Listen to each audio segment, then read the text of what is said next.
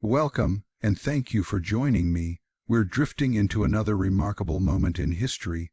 Please like, share, and subscribe, and let me know in the comments what time it is where you are and the place you're watching from. I love seeing viewers from every corner of the world. Thank you. Imagine the sound first. Before you even see Amsterdam in the early 1600s, you hear it. The creak of wooden masts rubbing against one another in the harbor. The shouts of sailors in half a dozen languages calling instructions across the docks. The splash of oars dipping into dark canal water. Somewhere nearby, a church bell marks the hour, and then a cart rattles over cobblestones, iron rims clattering in a steady rhythm. Then you notice the smell, a strange blend of fresh, baked bread drifting from a nearby bakery, smoke from peat fires curling into the winter sky, the salty tang of the sea, and the less pleasant scent of fish, tar, and animals that live close to humans. For a visitor arriving by ship, Amsterdam seems both overwhelming and orderly at the same time. The canals don't wander, they curve with careful precision. Streets intersect at neat angles. Warehouses sit in disciplined rows, and the citizens move with purpose, as if everyone has somewhere important to be. This was Amsterdam at the dawn of the Dutch Golden Age, a city that had risen astonishingly fast. Only a few generations earlier, it had been a modest trading town in the marshlands, but by 1600, it had transformed into one of the most dynamic and wealthy urban centers in the world, drawing attention, envy, and curiosity from far-off lands. To walk its streets was to feel that history itself was in motion. At sunrise, long before most modern cities would begin to stir, Amsterdam was already awake. Barges glided through the canals carrying goods that came from astonishing distances. Barrels of herring from the North Sea, bales of wool from England, exotic spices from Asia, cinnamon, pepper, cloves their fragrances drifting through market squares as workers hauled crates onto carts. Ships from the Dutch East India Company, the Vak, towered at the docks, crewed by men who had sailed vast oceans and endured storms, hunger, disease, and months of isolation. These ships didn't just bring wealth. They brought stories, objects, new foods, new illnesses, and the constant reminder that the world was far larger than anyone had imagined a century earlier. Merchants walked the streets with account books tucked under their arms, minds filled with calculations, profit margins, cargo values, the risks of voyages, the possibility that a single lost ship could erase years of investment. They met in taverns not to drink idly, but to negotiate deals. One table might carry on a hushed discussion about a shipment of sugar from Brazil, while at the next, men debated the future price of tulips or grain. Coffee, newly popular and bitter to unfamiliar palates, became a fashionable way to stay alert. Tobacco smoke curled through the air as men discussed ships, storms, politics, and the uncertain fortunes of the markets. But one of the surprises of 1600s Amsterdam was how little it resembled the glamorous fantasy some might imagine. Yes, it was wealthy, but much of its wealth was poured back into work, into warehouses, canals, tools, and orderly ledgers filled with careful writing. The city did not shine with the excesses of royal courts. It grew through discipline, careful planning, and countless everyday routines. For ordinary citizens, life meant structure. The city itself reflected that structure in every brick and canal. Amsterdam had expanded in rings, each canal carefully dug, each block arranged with surprising precision. Houses rose tall and narrow, their facades decorated with carved gables that looked almost like crowns. Taxes were based on width, so buildings climbed upward, their upper floors leaning slightly forward, making it easier to haul goods up with winches attached to beams. From below, Ropes squeaked as crates and furniture swung upward past windows. Inside those homes, the world slowed down into private rhythms. A mother swept dust toward the door with a straw broom. A child scrubbed steps with sand and water until they looked almost white. A servant polished pewter plates until they gleamed, the reflections shimmering in the low light. Guests might think such efforts obsessive, but in Amsterdam, cleanliness wasn't just about hygiene. It carried moral meaning. A clean home signaled discipline, self-control, and virtue. A dirty one suggested laziness and possible moral weakness. Women took particular pride in this order, and many spent hours each day maintaining it. Outside, water was everywhere. Canals weren't just beautiful. They were arteries through which the city lived.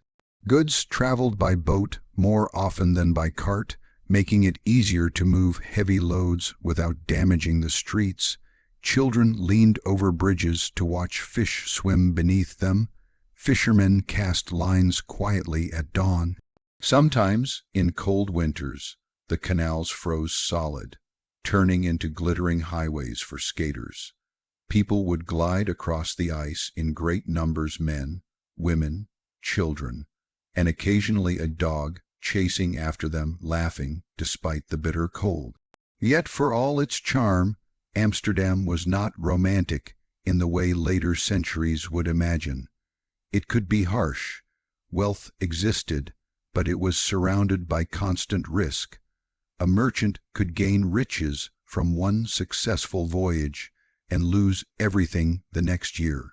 Ships were fragile against storms, pirates, and unpredictable winds.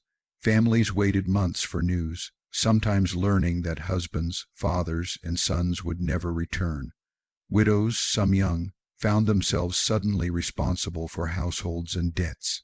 In marketplaces, voices rose in bargaining, the dialects of Europe mixing into a lively, multilingual noise.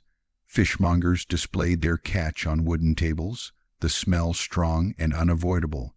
Bakers sold warm loaves, their crusts crackling. Cheese wheels sat stacked like golden wheels in shop windows. Children ran between stalls, laughing or being scolded for getting in the way. Beggars waited on the edges, hoping someone generous or guilty might spare a coin. The sheer diversity of people would surprise a visitor. Amsterdam had become a refuge for many who had nowhere else to go. Jews fleeing persecution in Spain and Portugal arrived quietly, rebuilding their communities. French Huguenots escaped religious violence and sought safer lives. German craftsmen crossed borders in search of work, bringing skills that made the city stronger. Sailors from Africa, Asia, and the Caribbean passed through, leaving faint traces of foreign languages and new ideas. The city prided itself on tolerance, not perfect equality, but a relatively open attitude that set it apart from many European cities. As long as people contributed, worked, and did not openly challenge the fragile balance of order, they were usually allowed to stay. Still, this tolerance did not erase tension. Suspicion lingered beneath politeness. Religious disagreements simmered. Political debates could quickly become heated, but the guiding principle was pragmatic. Trade depended on stability, and so did everyone's livelihood. That practical mindset shaped much of Amsterdam's culture. Rather than relying on nobility or kings, the city functioned through councils, guilds, and citizens invested in keeping things orderly. Inside taverns, men leaned close over wooden tables. Deals were sealed with handshakes and witnesses rather than elaborate ceremonies. Some discussions turned to science, philosophy, and politics, new ideas drifting in from across Europe as printing presses spread information faster than ever before. Books passed through hands, sometimes secretly. Certain ideas remained too dangerous to discuss openly. Yet compared to other regions, Amsterdam allowed space for curiosity to survive. Daily life carried an undercurrent of constant work. Even seemingly quiet scenes masked effort. A woman knitting by a window was not idle. she was creating necessities. A boy sweeping the stoop was preserving the family's honor. A man loading barrels was performing a task crucial, not just to his employer, but to entire chains of trade. People rarely imagined themselves as part of something grand, yet collectively they built one of the era's most powerful economies. As evening arrived, the city did not truly sleep. Lanterns flickered in windows. Taverns filled again, this time with songs and stories rather than business. Sailors told exaggerated tales of far-off islands and storms that nearly destroyed them. Young men boasted. Old men nodded silently, knowing too well which stories were true and which were fantasy. Outside, the canals reflected shimmering points of light while water lapped quietly against stone. There were darker corners, too, narrow alleys where crime waited for careless passers-by, places where smugglers met in secret, homes where poverty gnawed silently despite the appearance of success elsewhere. In those moments, the city reminded everyone that opportunity and danger lived side by side. But perhaps the most striking thing about Amsterdam was the confidence that filled it, not the arrogance of kings, but the determination of ordinary people convinced that through effort, organization, and cooperation, they could shape their world. They built warehouses not for vanity but for storage. They built canals not for decoration but for function. They kept books and accounts because accuracy meant survival. And in the process, they created a city unlike any other. Visitors left impressed and sometimes intimidated. They wrote letters home describing the discipline, the busy markets, the endless activity. Some admired the balance between commerce and culture. Others worried that a city driven so much by money and trade might lose its soul. But to those who lived there, Amsterdam felt less like a moral puzzle and more like a fragile miracle, one that demanded constant effort to maintain. Every morning, households repeated their rituals. Every day, ships left and returned. Every evening, the bells tolled, marking the passage of time over a city that had grown from marshy ground into a vast experiment in urban ambition. And as night settled, a visitor might stand on a quiet bridge, listening to the gentle ripple of canal water, and realize that beneath the hustle, fear, wealth, and dreams, something deeper held the city together, the belief that through patience, ingenuity, and cooperation, ordinary people could build an extraordinary future. That was daily life in Amsterdam in the early 1600s, not just a place of merchants and ships, but a living, breathing world where every sound, smell, and routine reflected the complex heartbeat of a city on the rise. Step inside a house in 1600s Amsterdam, and the city changes.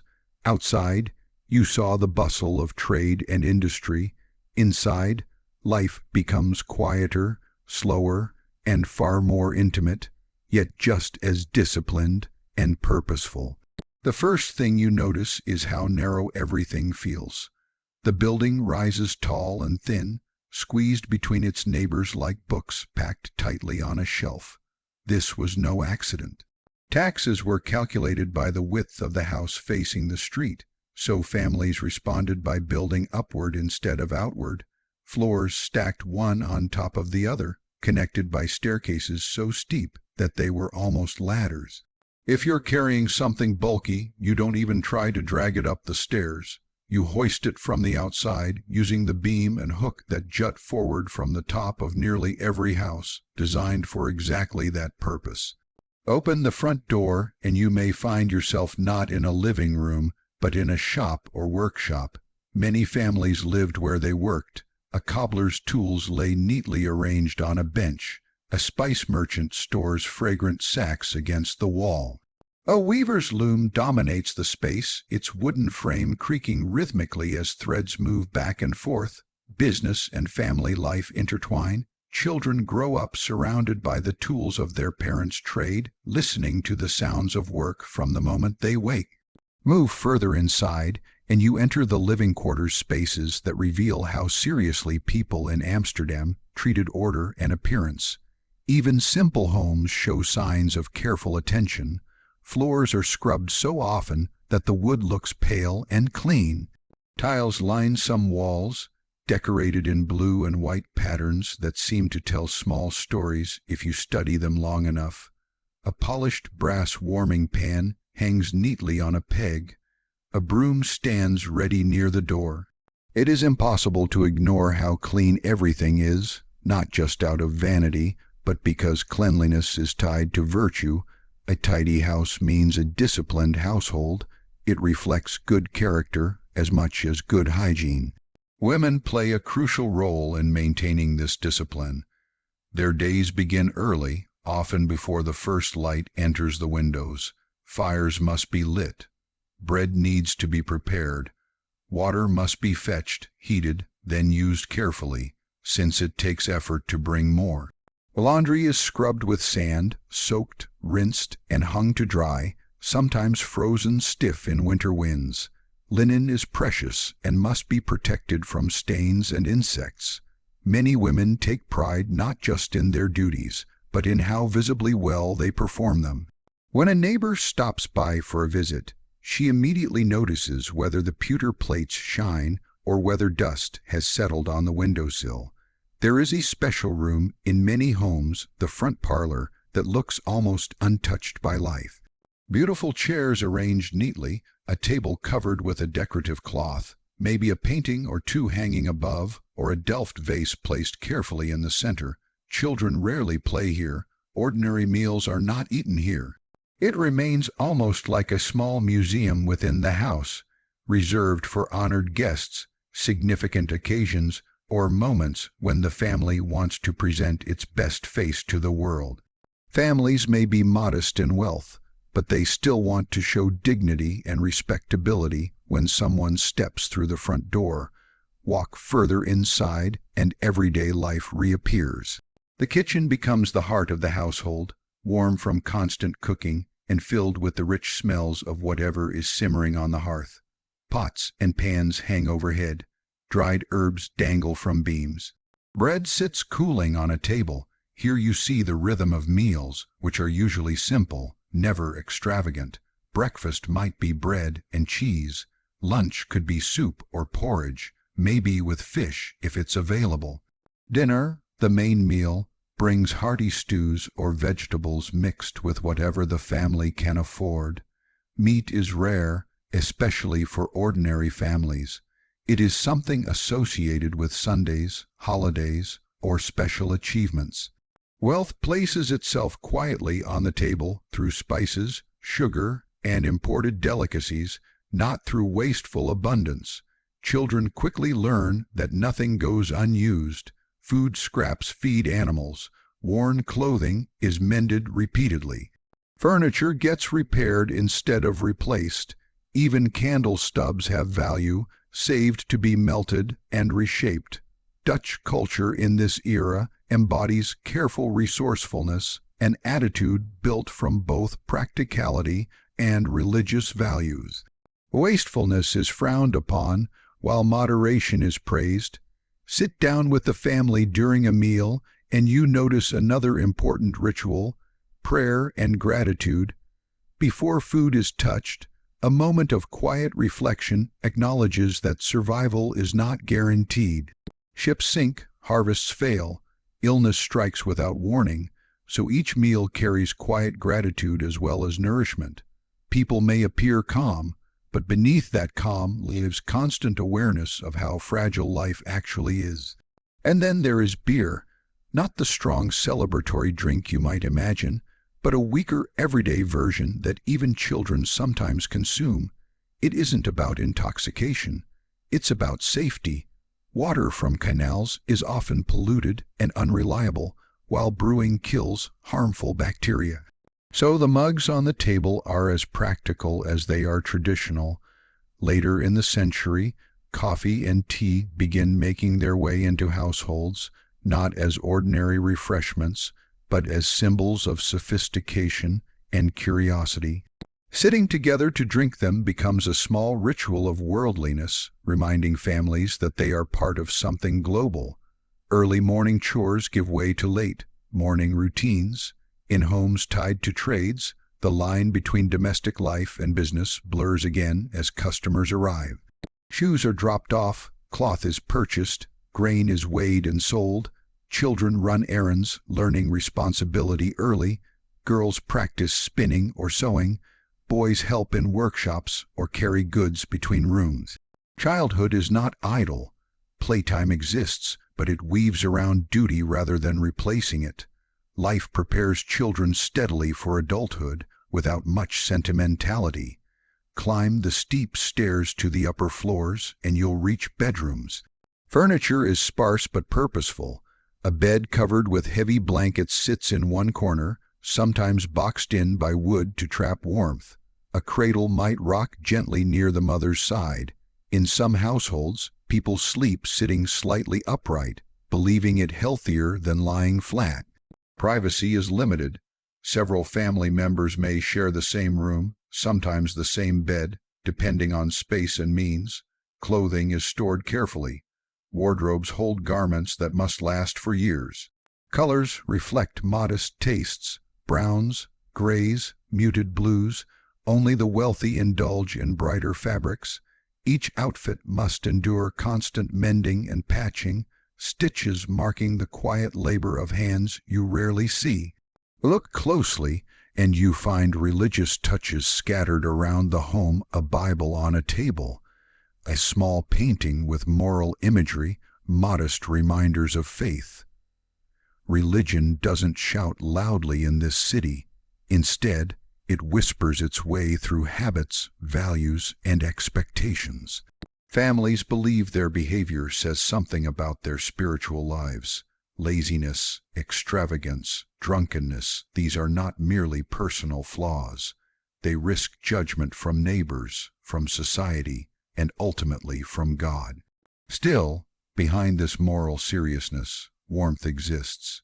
Evenings bring conversation, stories about the day, worries about relatives at sea, laughter when someone shares an amusing mistake.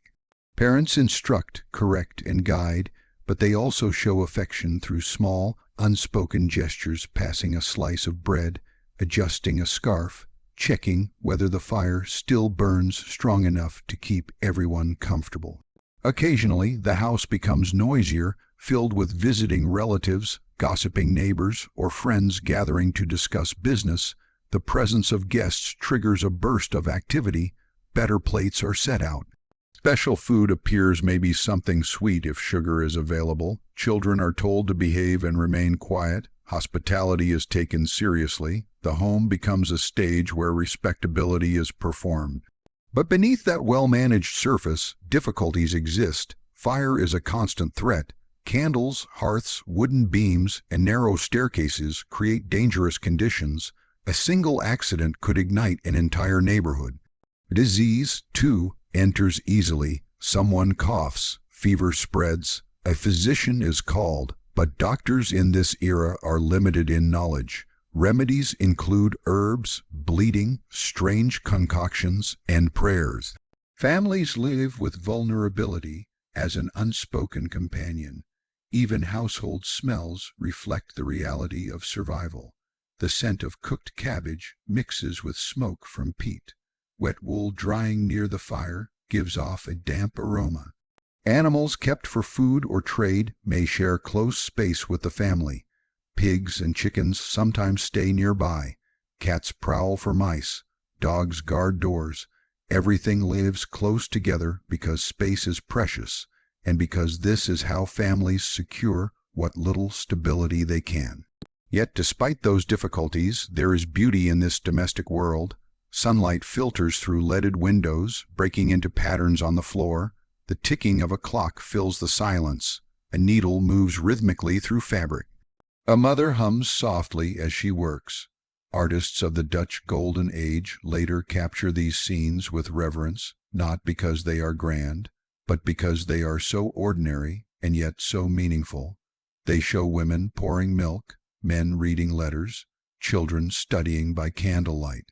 Everyday acts become symbols of peace, discipline, and dignity. Walk outside briefly and peek back in through another window. You might see a house where wealth is more obvious. The furnishings are richer. Paintings by accomplished artists hang on the walls. The table holds imported porcelain. Books and maps signal education and travel.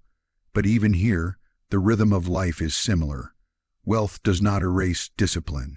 It magnifies expectations.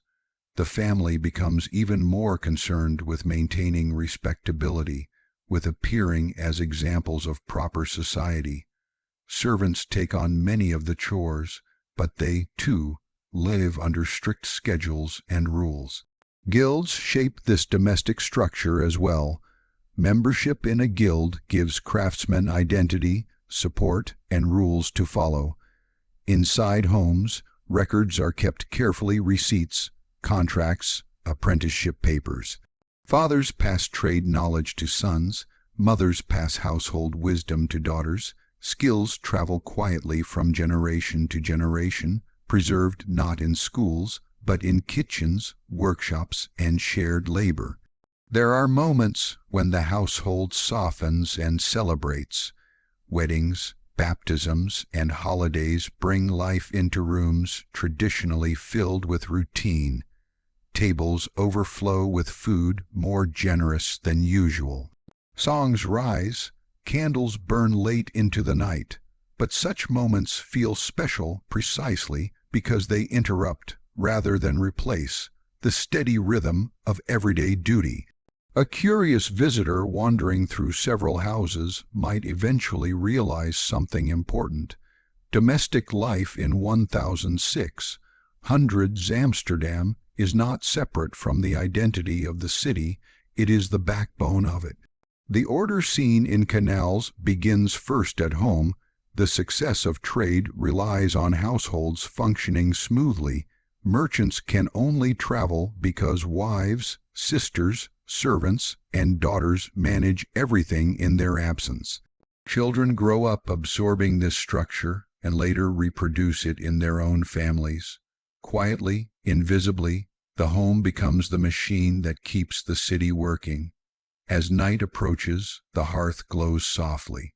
Shadows stretch across the room. Someone closes shutters against the chill. Outside, voices grow faint, replaced by the gentle sound of water moving through the canals. Inside, family members settle in for rest. A candle is extinguished, and darkness fills the room except for a trace of moonlight slipping through the window. Tomorrow will bring the same tasks and the same worries, but there is comfort in routine. There is strength in predictability. Daily life may seem ordinary, yet within its quiet repetition lies the resilience that allowed Amsterdam to rise and thrive during one of the most remarkable periods in its history. And so, while merchants and sailors fill the city's stories, it is in these narrow, tall houses in kitchens, workshops, and modest bedrooms that the true heartbeat of Amsterdam lives, shaped by discipline, care, ingenuity, and the unspoken hope that all of this work will protect the family for one more day, one more season, and one more uncertain year. Work is the rhythm that drives Amsterdam in the 1600s. It hums through the streets, echoes in the shipyards, and fills the workshops from dawn until late evening. Everyone, in one way or another, becomes part of the city's great machine of trade, craftsmanship, and survival. If you stand near the harbor long enough, you begin to understand just how deeply labor shapes identity. Ships line the docks like enormous wooden skeletons, creaking and swaying with the tides. Sailors move among them with practiced motions, carrying ropes, tightening knots, hoisting sails, and checking cargo holds. For many of these men, the sea is both opportunity and threat. Signing on to a voyage with the Dutch East India Company promises wages, adventure, and perhaps a chance to return home with stories and treasures. But the risks are enormous. Months can stretch into years, storms rise without warning, disease can spread through cramped quarters. Some sailors leave the harbor full of confidence and never return, their lives simply swallowed by distant oceans. Work on land holds its own dangers, but also structure and routine. In the shipyards, carpenters carve beams, caulkers seal seams with tar, and blacksmiths hammer metal parts that will hold vessels together. Sparks fly, tools thud rhythmically. Orders are shouted across open yards where half-completed ships sit like colossal works in progress. Young apprentices watch closely, learning each step through repetition. They understand that mastering these skills may feed them for a lifetime.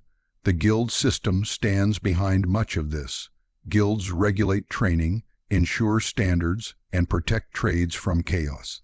To belong to a guild is to hold a recognized place within society, an identity as important as family name. Walk away from the docks, and you enter a world of craftsmen, each specialized, each essential. A cobbler leans over a worn wooden table, shaping leather into shoes. A silversmith bends carefully over a piece of jewelry, engraving tiny patterns into its surface. A carpenter builds furniture meant to last for generations, every joint fitted by hand. In Amsterdam, quality becomes a form of pride. A poorly made object reflects not just failure of skill, but failure of character. Apprentices sit quietly, watching, sometimes allowed to practice on scrap material under the watchful eyes of their masters. Patience becomes part of the education. Women's work, though less celebrated publicly, forms the unseen backbone of the economic world. Many households double as businesses. A woman may run a shop while her husband travels. She keeps records, manages customers, negotiates prices, and ensures goods remain in stock. Others spin thread, weave cloth, make candles, brew beer, or sell produce in markets. Widows, in particular, often step fully into roles previously reserved for men, continuing family trades to support children and protect property. Society expects women to remain modest and dutiful, yet the truth is more complex. Without their constant labor and quiet management, the city's economy would collapse. Inside counting houses and offices, another kind of work unfolds quieter, yet equally demanding. Clerks sit behind desks with quill pens and ledgers, recording numbers row after row, calculating profits, debts, and future investments. Paper rustles, ink stains fingertips. Here, work is about precision, trust, and memory. A single mistake could cost a merchant thousands of guilders. These clerks track ships leaving and arriving, calculate insurance costs, and keep contracts organized in meticulous bundles tied with string. Their world may seem less dangerous than the shipyards, but pressure weighs heavily. Reputation determines everything. A dishonest or careless bookkeeper quickly finds himself without employment, perhaps even without respect in the community. Merchants themselves act like strategists in a massive game of risk. They rarely move cargo with their own hands. Instead, they move money, influence, and plans. They invest in voyages, purchase shares, arrange contracts, and meet potential partners in taverns or quiet rooms above shops. Their success depends on news, a report about weather patterns, word of conflict in a distant port, rumors of pirate activity, fluctuations in the price of sugar or spices. Information becomes a valuable commodity. Letters travel slowly, carried by messengers and ships, and every piece of correspondence holds weight. A single paragraph may determine whether a merchant risks another voyage or withdraws before disaster strikes. For immigrants arriving in Amsterdam, work becomes both opportunity and trial. Many come because they have been pushed out of their homes by war, persecution or economic hardship. They arrive with hope and fear intertwined, seeking safety and the chance to start again. Some take humble jobs, unloading cargo, sweeping warehouses, or helping in shipyards. Others bring rare skills, metalworking, glassmaking, or specialized crafts.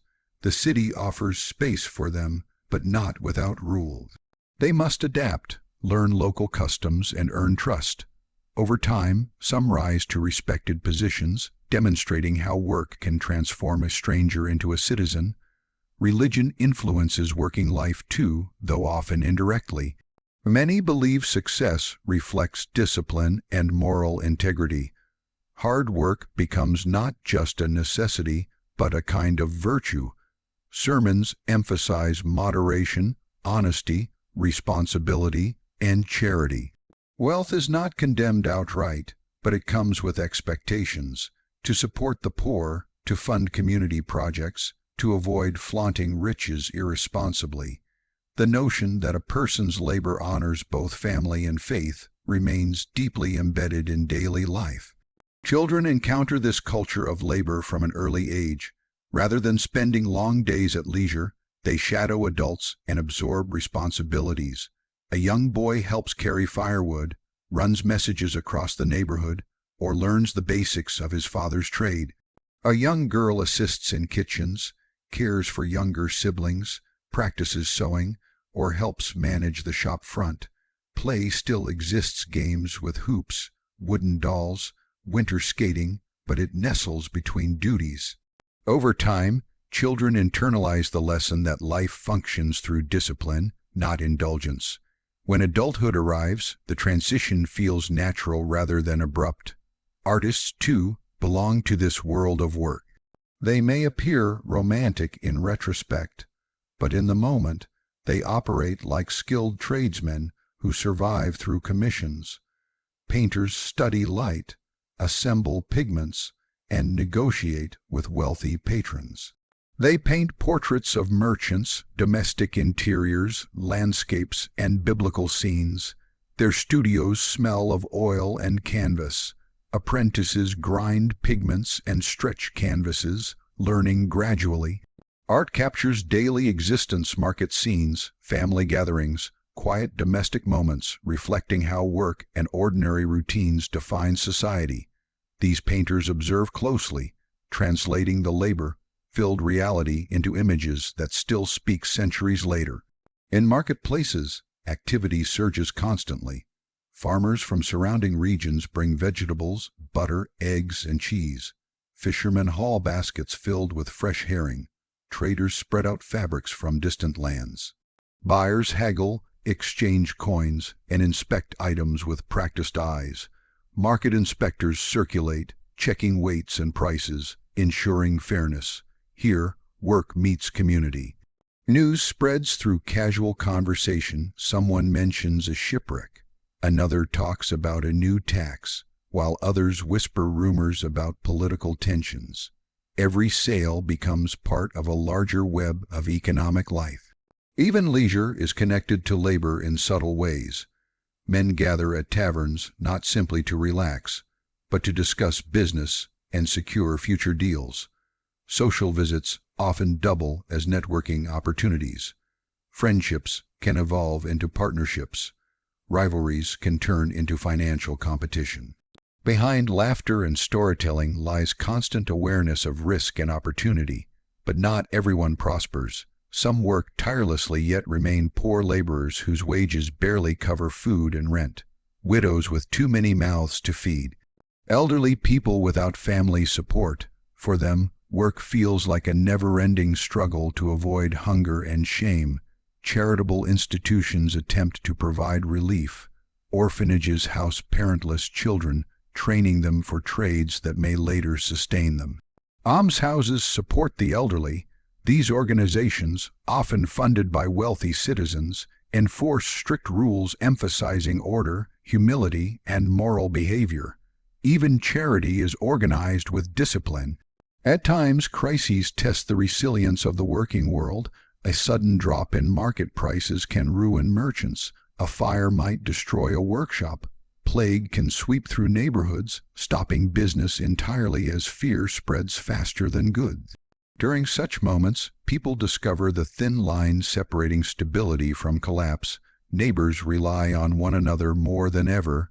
Guilds provide mutual aid. Families tighten bonds, sharing food and resources. Work slows, then gradually resumes as life demands persistence.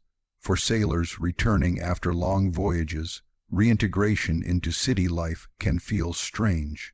They step onto familiar streets, carrying wages, scars, and memories of distant storms. Some head straight to taverns to celebrate survival. Others go home quietly, greeted with relief by families unsure whether they would ever return. Their stories mix heroism with hardship, endless days of monotony at sea, hunger when provisions spoiled, fear when ships groaned under heavy winds. Yet many still sign up again. The promise of wages and the pull of adventure overpower the danger. Meanwhile, the presence of the Dutch East India Company looms over nearly every economic decision. It represents power, ambition, and vast trading networks stretching to Asia, Africa, and beyond. Investors buy shares. Shipbuilders construct massive vessels specifically for its voyages. Sailors risk their lives aboard its ships. Spices, textiles, and exotic goods flow back into Amsterdam, enriching the city. Critics murmur about exploitation, danger, and greed, but the company remains central to the economy. Few people remain untouched by its influence. One of the most fascinating aspects of work in Amsterdam is the quiet dignity with which people accept their roles. A street sweeper may earn little, but he understands that without clean roads, business suffers. A midwife, called at unpredictable hours, holds communities together by guiding births safely. A teacher instructs children in reading, writing, and moral habits, shaping future merchants and craftsmen. Each person contributes to a complex system, whether they realize it or not. As evening approaches, work shifts but does not end. Bakers prepare dough for the next morning. Guards patrol certain areas of the city. Sailors on anchored ships remain responsible for maintenance and watch duty. In wealthier homes, servants continue working long after families retire, cleaning utensils, tending fires, and preparing for the next day. Only in the quiet hours before dawn does the city briefly exhale, and even then, some night labor continues unseen. In all of this, opportunity mingles with uncertainty. Amsterdam offers chances unavailable in many other places. The ability to rise through trade, to establish independence, to build a reputation based on effort rather than lineage. Yet every chance contains risk. A sudden illness, a miscalculated investment, or an unlucky voyage can destroy years of progress. People learn to balance ambition with caution. They diversify investments, join guilds for security, and maintain networks of trust. Reputation becomes currency. A single betrayal can lock someone out of future work. That delicate balance between hope and danger defines the psychology of the city. Citizens push outward, exploring oceans, inventing financial systems, experimenting with commerce. But at the same time, they cling tightly to structure, rules, discipline, and community expectations, as though they understand that ambition without order would send everything crashing down. When historians look back at Amsterdam in the 1600s, they see wealth, innovation, and global influence. Yet beneath those grand achievements lies this everyday world of effort. Calloused hands gripping tools, inks, stained fingers scratching numbers onto parchment, tired feet walking home after long hours, women calculating costs while stirring pots of stew, children practicing tasks that will one day define them. This world is quieter than the epic tales of exploration, but it is the foundation that makes such stories possible. As night finally wraps around the city, the last shops shutter, the final carts roll into storage, and only a few lanterns flicker near the harbor. You might stand on a bridge and sense the stillness settling over the water, but just beneath that calm lies anticipation. With the next sunrise, the work will begin again. Ships will set sail, merchants will bargain, artisans will carve, and families will continue weaving their lives into the great, complicated fabric of Amsterdam's golden age. Work is not simply how people survive, it is how they participate in the grand story unfolding around them, a story written not by kings, but by hands, hearts, and endless determination. Religion and public order in 1600s Amsterdam were not abstract concepts.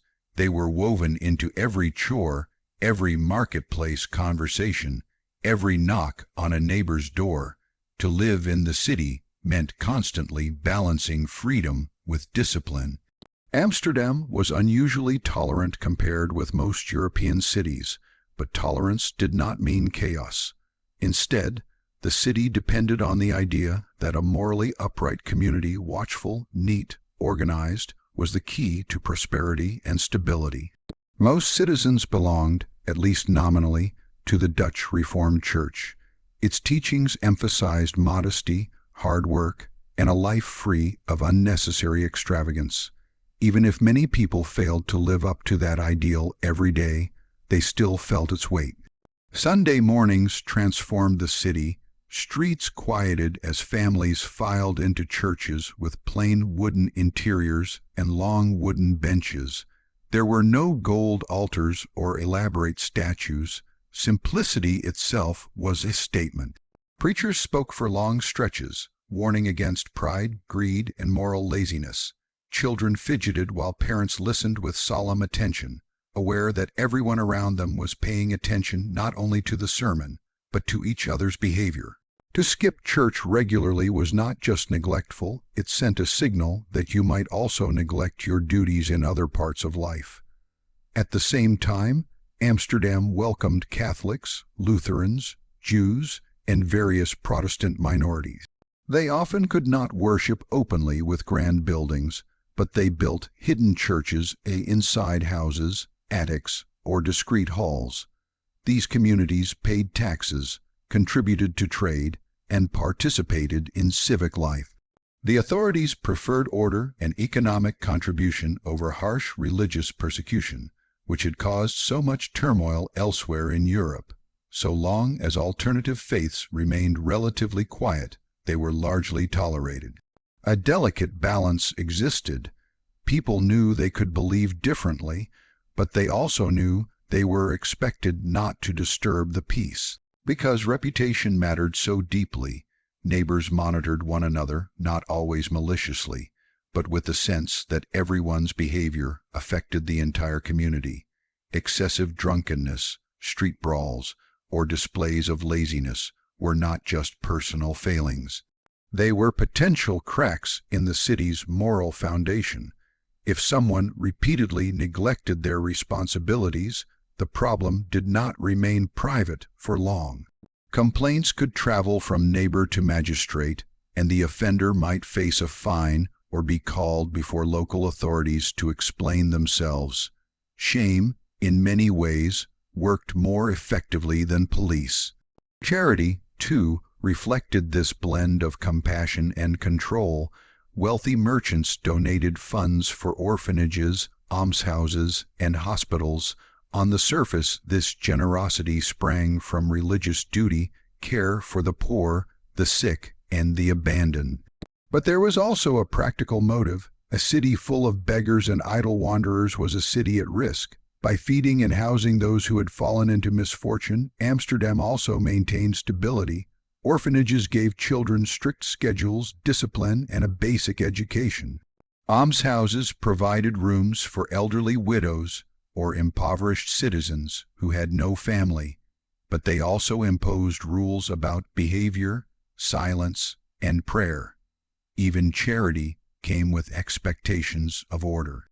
Yet, despite these efforts, everyday life remained rough at the edges.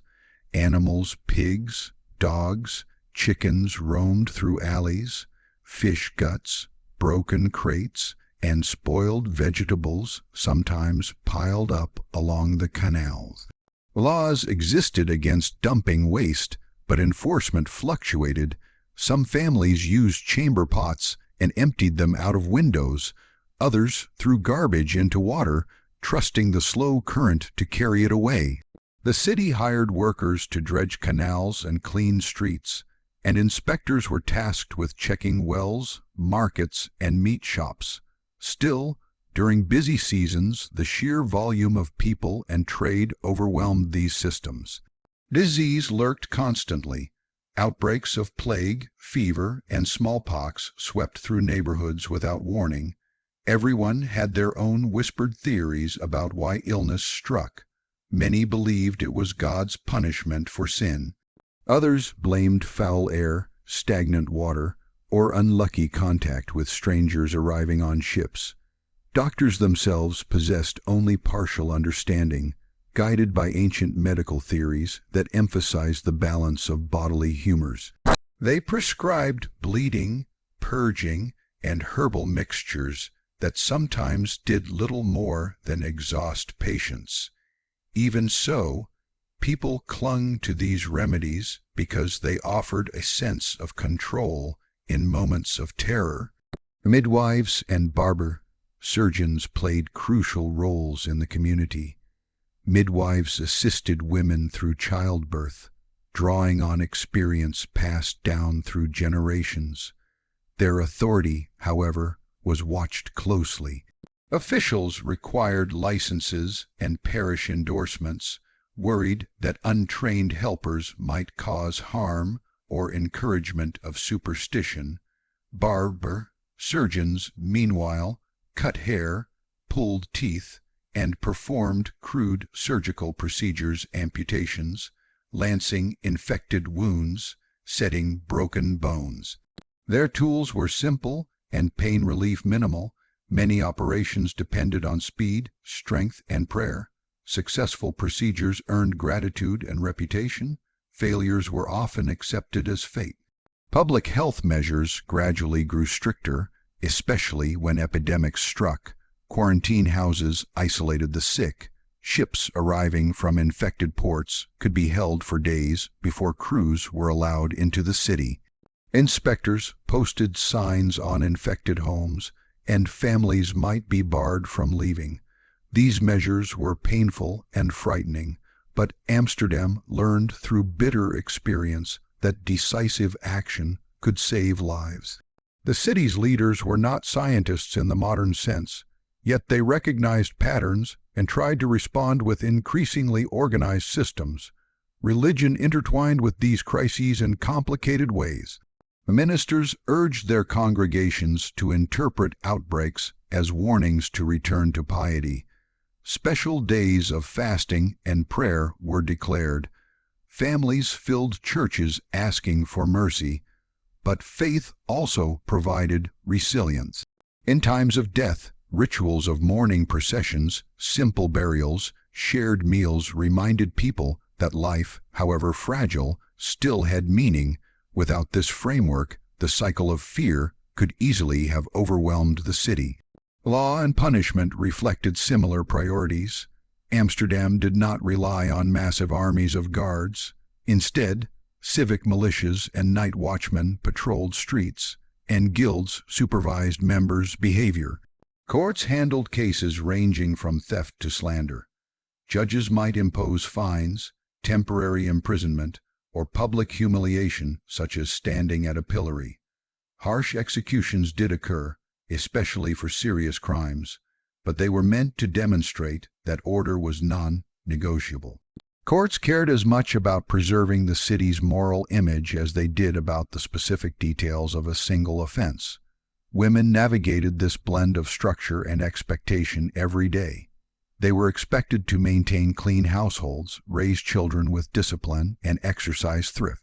A woman known for gossip, untidiness, or frequent tavern visits risked social isolation, yet women also wielded quiet power. They organized family finances, negotiated at markets, managed apprentices in small shops, and formed networks of mutual help. Religious charity groups led by women provided clothing, food, and nursing care for the needy. In this way, women were central guardians of both morality and survival. Children grew up in this atmosphere of watchfulness. Many began working early, helping in shops, kitchens, or on boats. Education focused on reading, writing, and religious instruction. Teachers emphasized obedience and the virtues of diligence. At the same time, children still found space to laugh, to play in streets and on frozen canals during winter. Their games reflected the world around them: miniature trade ships, pretend markets, and imaginary courts. They learned early that success in Amsterdam depended on discipline, but also on cleverness and stamina. Markets, meanwhile, served as both economic engines and moral theaters. Inspectors checked the accuracy of scales and examined meat for signs of spoilage. Selling rotten goods was not merely dishonest, it endangered the community. Public announcements warned citizens when contaminated produce or water sources were discovered. Merchants who repeatedly cheated customers could be banned from trading. Order here was not abstract policy. It was a daily negotiation between survival and fairness. Hospitals of the period did not resemble modern institutions. They were often crowded spaces run by religious or civic organizations. Beds lined open halls where nurses and attendants moved between patients. Treatments were basic, and infections spread easily. Yet hospitals represented a serious attempt to care for those who had nowhere else to turn. Many patients died within their walls, but others received enough support to recover. The presence of structured medical care, however imperfect, signaled that the city believed in collective responsibility. The canals, lifelines of commerce, also posed health risks. City authorities introduced regulations to control dumping and improved drainage. They built sluices to flush stagnant water out toward larger bodies of water and dredged channels to keep them moving. Over time, these interventions reduced some of the worst hazards, though the canals never became entirely clean. People living along them developed habits of vigilance, boiling water, storing rainwater, or relying on beer because it had been boiled during brewing. Even leisure was shaped by notions of proper behavior. Taverns were allowed, but they were expected to operate within boundaries. Drinking excessively, gambling recklessly, or disturbing neighbors could result in fines. Festivals and fairs, while joyful, were supervised by magistrates eager to prevent disorder. Music, dancing, and celebration were tolerated as long as they did not threaten public peace or moral norms. In this environment, Amsterdammers learned to enjoy life within lines drawn by tradition and authority. Immigrants arriving from abroad encountered both opportunity and scrutiny. They brought new languages, trades, and customs, enriching the city's culture. But they also had to conform to the rules that defined civic life: pay taxes, respect religious boundaries, maintain cleanliness, avoid criminal activity. Integration often occurred gradually through marriage, guild membership, or participation in local charities. Over time, these newcomers became part of the same fabric of responsibility and restraint. Behind all of this lay an unspoken understanding: Amsterdam's prosperity depended on self-control.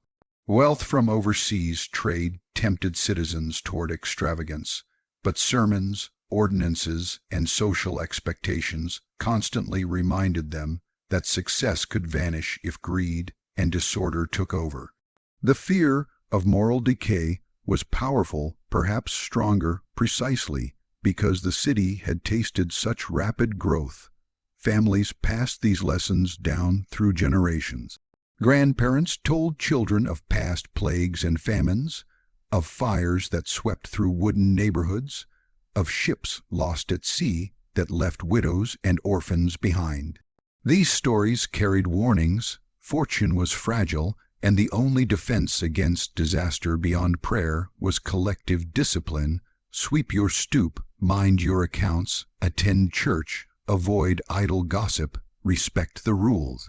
Such small actions added up to something larger, a city capable of surviving crisis, and survive it did, even during epidemics, even when economic downturns shook merchant houses.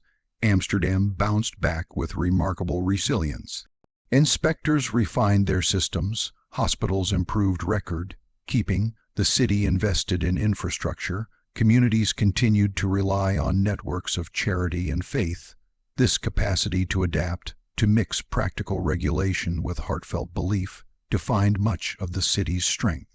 Daily life in 1600s Amsterdam, seen through the lens of religion, order, and health, was therefore not a story of rigid oppression nor of wild freedom. It was a constant negotiation. People prayed earnestly yet broke rules now and then. Magistrates enforced discipline yet showed flexibility when circumstances demanded. Families feared disease yet persisted in building routines, cleaning homes, and checking on neighbors. The city's rhythm: church bells, market cries, patrol footsteps, doctor visits, charity collections formed a living system that held everyone together. To walk those streets was to feel watched, guided, and protected all at once. The same neighbor who reported your noisy argument might arrive later with soup during an illness. The same city officials who fined you for dumping waste might also organize relief when plague entered your quarter. This mixture of control and care created a society that could withstand repeated blows from nature, economics, and human folly. And so, amid the simple wooden pews, the crowded hospitals, the quarantined homes, and the orderly markets, Amsterdam forged its identity. Faith shaped conscience, rules shaped behavior, health measures, however experimental, shaped survival. Together they formed the quiet, disciplined backbone of a city, whose achievements still echo centuries later, a reminder that behind the grandeur of trade and art stood thousands of ordinary people striving, day after day, to live decently in a dangerous world. Crime, leisure, and culture in 1600s Amsterdam formed a strange and compelling triangle, each shaping the others in subtle ways. The city was wealthy, crowded, and constantly in motion, so it naturally attracted troublemakers along with dreamers, merchants, and scholars. Yet it also produced one of the richest cultural landscapes in Europe. To understand daily life, you have to imagine how people navigated temptation, entertainment, and creativity, while always aware that neighbors, magistrates, and church elders were watching. The markets, which drew people from dawn until late afternoon, were vibrant and noisy, but also dangerous. Sailors arrived with wages in their pockets. Servants came to buy food. Merchants called out prices as wagons rattled past. In such crowds, pickpockets could blend in easily. They slipped through groups, bumping shoulders and tugging loose purses from belts. Experienced thieves worked in pairs. One created distraction while the other moved in and vanished. When such thefts were discovered, shouts of "Stop thief" traveled quickly, and the nearest men might form a quick chase. If the thief was caught, the punishment could be humiliating, standing at a pillory or being whipped publicly, not only as a penalty, but as a warning to others that crime would be met with shame. Smuggling was another reality of life. With trade booming, rules existed about what could be imported, taxed, or sold. Some sailors and merchants resented those restrictions. Hidden compartments inside barrels or under ship decks carried goods that avoided official customs checks. Tobacco, silk, luxury fabrics, and sometimes weapons moved quietly through private warehouses. Authorities knew it happened, and sometimes they turned a cautious blind eye if the smugglers were otherwise respectable citizens. But if a case became too obvious, inspectors cracked down hard, seizing goods and issuing ruinous fines. Economic success rested on regulations, and the city could not afford to appear weak. Violence occasionally flared, especially in taverns after too much drink. Arguments over debts, insults, or personal grudges escalated into fistfights or knife attacks. Most disputes never reached the courts, however. Friends pulled combatants apart, and apologies were forced the next day. People valued stability. Too many disruptive incidents risked attention from magistrates, which no one wanted. Amsterdam's informal system of social pressure worked hand in hand with official law enforcement.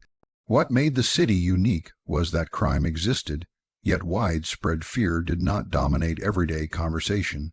Instead, most people trusted that the combination of communal vigilance and civic justice would keep the streets relatively safe. Night watchmen carried lanterns down alleyways, calling out the hours.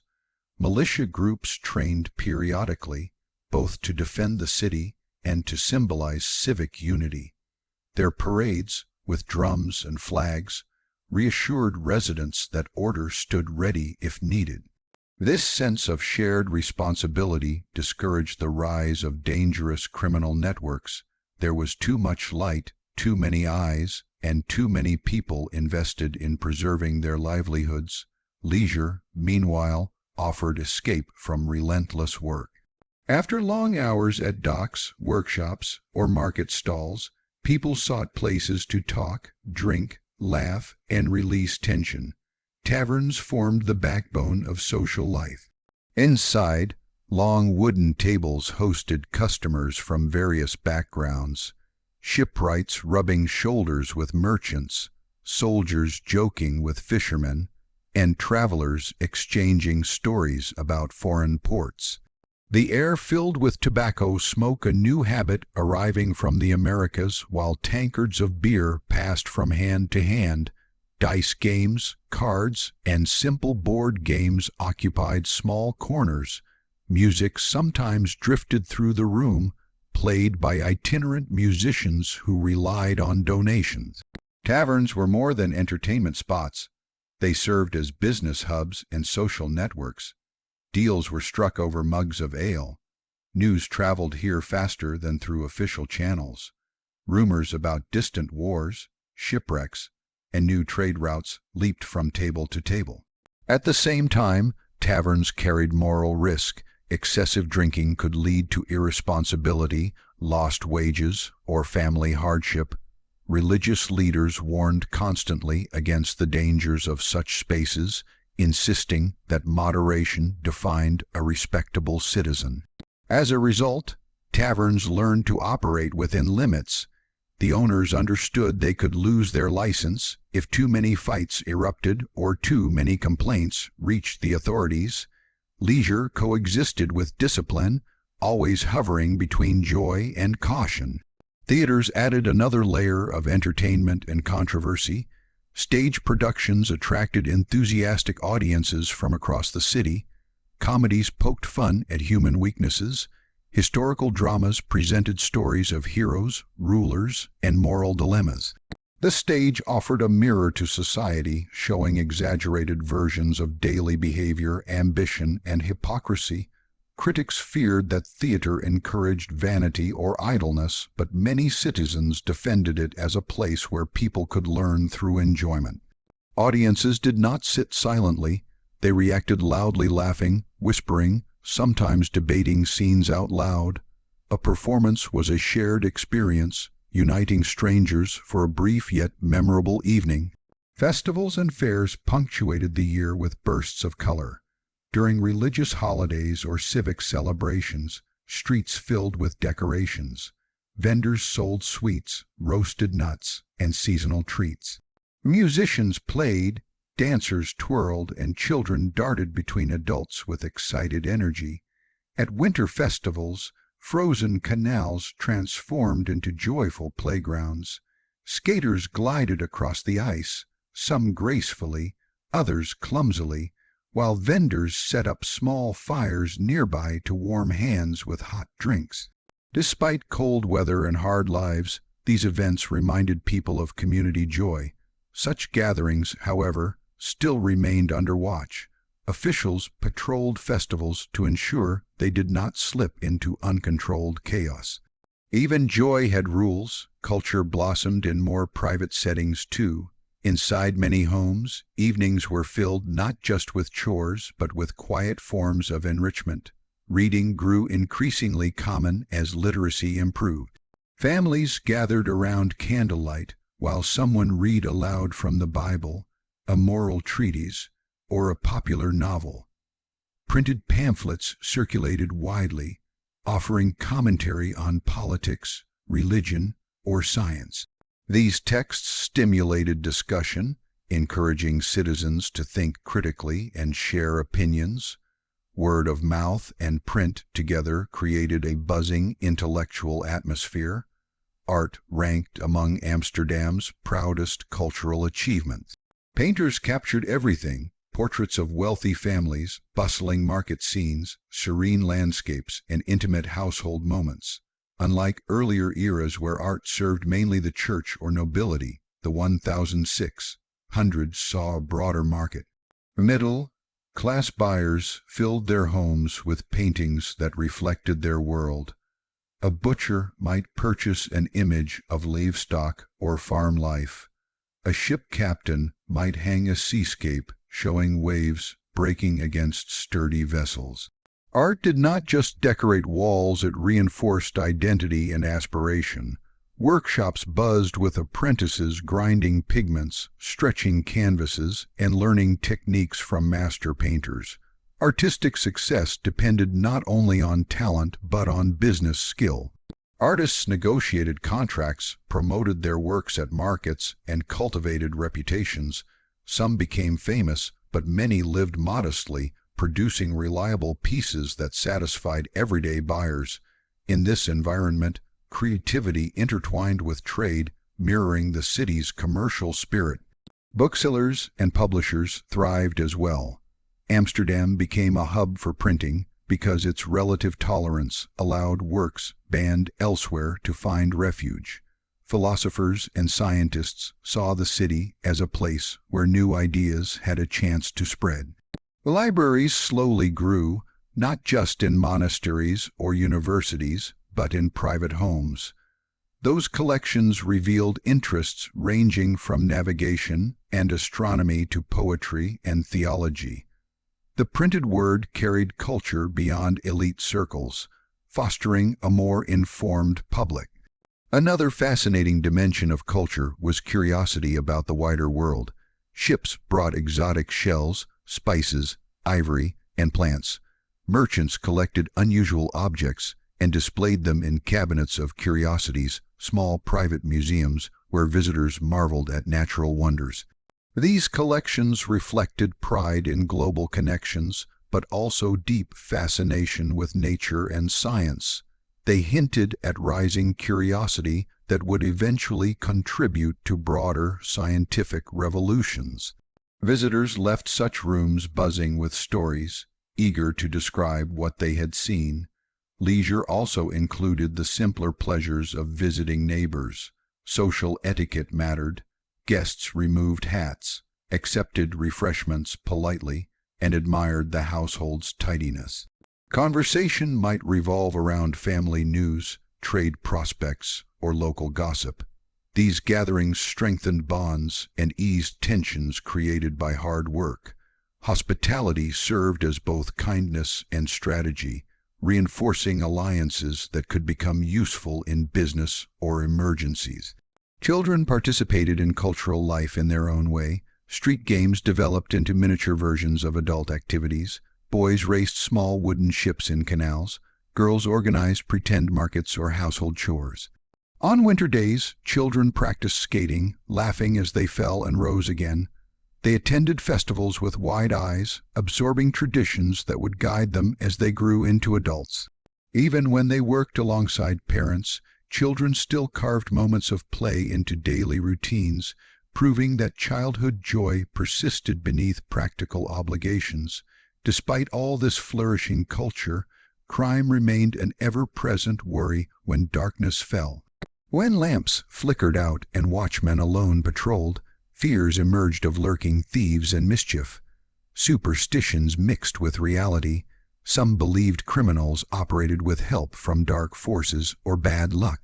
Others simply recognized that desperate people might resort to desperate acts. Families secured doors with bars. Dogs barked at unfamiliar footsteps. Safety often depended on knowing one's neighbors and trusting they would notice anything unusual. Courts handled not only violent cases, but also disputes over insults, broken contracts, or slander. Reputation, again, held enormous power. Words could damage livelihoods as surely as theft. If someone accused a merchant of cheating or a family of dishonesty, legal action might follow. Settlements sometimes required public apologies to restore honor. These procedures reveal how strongly Amsterdam valued social harmony. Conflict resolution did not always demand severe punishment. Sometimes it demanded public reconciliation. Interestingly, crime stories themselves became a kind of cultural thread. Ballads and pamphlets described dramatic robberies, daring escapes, and stern punishments. These tales served both as warnings and as entertainment. People discussed them as cautionary examples, see what happens if you cross the line, yet also treated them as gripping dramas. The line between moral instruction and storytelling blurred frequently, capturing audiences in both taverns and homes. As the century progressed, the boundaries between crime and economic survival sometimes grew thin. A poor laborer who stole bread might provoke sympathy from neighbors. Authorities had to balance compassion with deterrence. Too harsh a reaction risked angering communities. Too lenient a response risked inviting more wrongdoing. The legal system adapted slowly, guided by case judgment. Judges and magistrates, often drawn from wealthy merchant families, saw themselves as guardians of civic order rather than mere enforcers. Their decisions shaped the rhythm of everyday justice. Religion continued to influence leisure and moral behavior. Sunday remained a day of restrained activity. Many taverns closed or operated quietly. Families attended church, visited relatives, and avoided noisy amusements. Critics labeled theaters and certain games as spiritually dangerous, while others argued that honest recreation, kept within bounds, refreshed the soul. This debate never fully ended. People learned to measure their own habits carefully, seeking enjoyment without attracting accusations of frivolity or sin. Music quietly enriched domestic life. Lutes, violins, and small harpsichords appeared in better-off homes. Young men and women learned to play instruments and sing simple songs. Music lessons offered refinement and increased chances of social acceptance. At gatherings, someone might perform and receive appreciative applause. These moments, though private, cultivated a sense of culture that extended far beyond the public sphere. Sporting pastimes existed too, informal and community-driven. Ice skating dominated winters, but other activities included archery contests, ball games, and foot races. Militia companies staged target competitions that blended training with celebration. Winners earned modest prizes or public recognition. Such events fostered friendly rivalry and civic pride, encouraging physical skill alongside cooperation. Into this tapestry stepped travelers, sailors, and foreigners bearing tales of distant cultures. Coffee houses and tea rooms slowly appeared, inspired by Middle Eastern and Asian customs.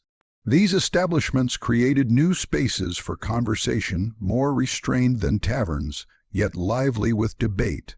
Men discussed philosophy, trade, and news, sipping beverages that symbolized sophistication and modernity. The very act of drinking coffee or tea became a statement about curiosity and openness to the world. Women's leisure, though often constrained by domestic duties, carried its own importance. They gathered for sewing circles, shared recipes, exchanged advice, and discussed neighborhood affairs. These gatherings